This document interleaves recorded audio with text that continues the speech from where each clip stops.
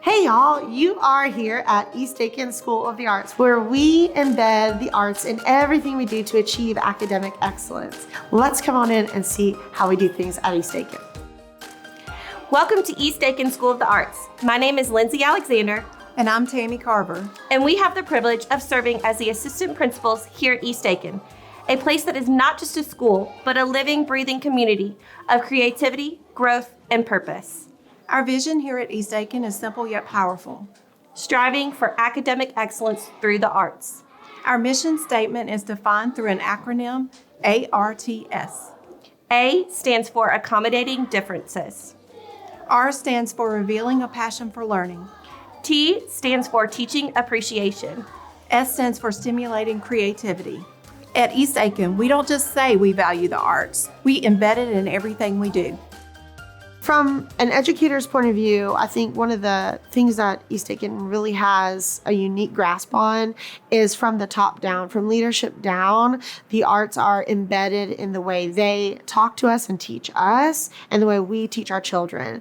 For some of these teachers, they've never been in a theater class. Some of them have never taken an art class, and yet we ask them to integrate those skills into their own lessons. That's a big task for a teacher, and we take it on so well because our administration knows that's a big task. They support the learning here for the teachers to be able to accomplish that.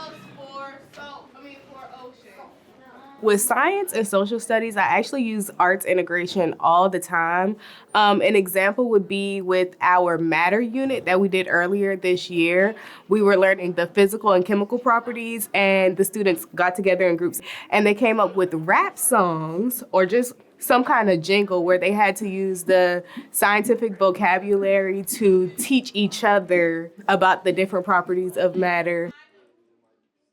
I feel like more schools should think about incorporating the arts into all of their learning, whether it's math, reading, science, or social studies, because I've noticed for me, it's made a difference. And also my students have been able to make better connections when they've been able to take charge of their learning through the arts. I love using the arts. I use it probably at least a little every day. The arts are in almost all of my lessons. We started something yesterday. We're creating characters with fractions. So they have to understand in fourth grade that fractions they can be improper, proper, or mixed. And they need to understand the difference between the three of those. So they're creating characters out of their fractions.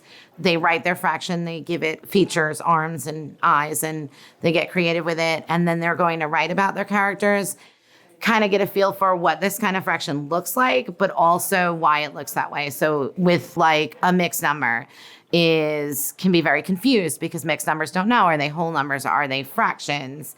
And then like our improper fractions have big heads. So maybe they're like bullies and they think they're better because they're greater than one, things like that. Those are some of the things the kids have come up with. The arts in general, I have noticed has been great for your kids that maybe don't always get it the first way you're showing it. Like our students that English is not their first language, get a lot of them and they can write a little something or create a little something or do a little dance or whatever it is and show you that they truly are understanding what you're teaching them. They're just struggling with it. So it helps you identify a little more like the areas where you might need to help them. I had a student that had a speech delay, and she also had a little trouble just being able to respond to whatever I asked her in a concrete way. So we did a project on prepositional phrases using a art piece. So we showed the piece of art. It was the bowl with the different fruits in it. And then we used that to create the visual art. And then the students used prepositional phrases to organize the fruit in different ways. So we would say, place the banana on top of the apple. Place the cherries next to the bowl. So they would have to physically move fruit pieces around their visual art. And that helped her understand what a prepositional phrase was. When we first started, it was just a little lessons that you add in, like adding music to a math lesson or acting something out. And then we have slowly developed more and more lessons. So we use it within all the subject areas, and it really helps connect the learning for the kids, because a lot of these kids, they are very tactile and visual learners, and they can't just come up off the top of their head with a written response. They need something that they physically see and touch to be able to explain their learning. So this is an example of a second grade arts integrated lesson that one of our teachers, Miss Pack, did, where she taught them about Salvador Dali, an abstract artist, and combined that with teaching them about math and time in increments of 5. So they all had to create a Salvador Dali inspired clock and then talk about their schedule. So they picked a specific time and then talked about the schedule they had at that time. This is an example of a 4th grade social studies arts integrated lesson where the students learned about different battles in U.S. history. They recreated them using tableaus and famous imagery from that battle, and then they wrote narratives about the battle from their perspective after acting it out. So at East Aiken, one thing that they do that I think is really unique to our school and arts integration as a whole is every arts teacher in the building has an assigned grade level that we work with directly every year. And once a quarter at least, the arts expert will go in and co-teach with the grade level teachers, and they'll see an expert lesson that they can then re-implement later on in the building. When I use music to teach basic curriculum to any grade level, I really see the students engaging in a different way. One of my favorite things to teach through music is fractions. And so I just did this with 3rd grade. We did this whole like pizza pie structure, and I had this whole worksheet. We went over fractions, and then I showed them how the fractions worked with the notes and how they kind of structured how you build a measure, just like you build a pizza, make it whole.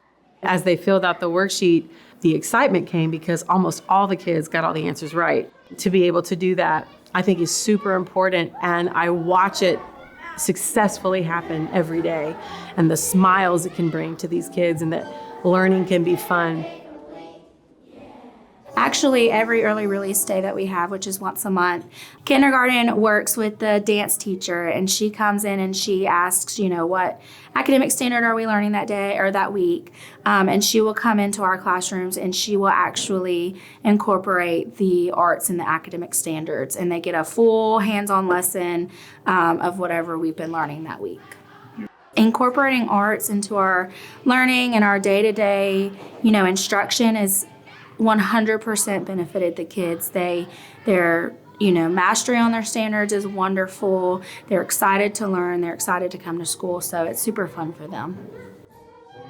They are able to move their bodies more. They're not as antsy throughout the day. So they're able to stand up, they're able to move, and they're able to giggle and laugh while learning. And it's been something that has made my job a lot more fun. It's brought a lot more joy teaching, and I know it brings a lot more joy learning as well.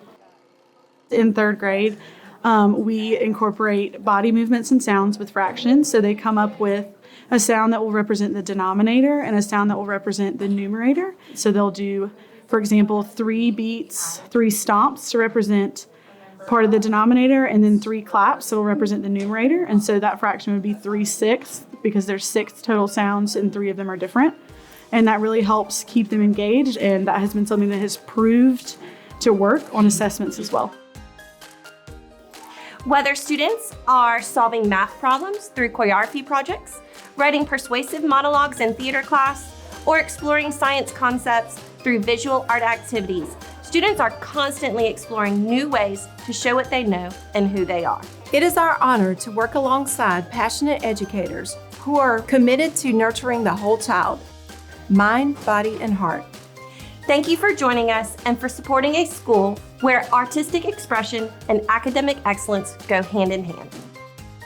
Woo! Thank you for coming today. I hope you enjoyed seeing all the amazing things we have going on here at East Aiken. We enjoyed having you and hope to see you for a tour soon.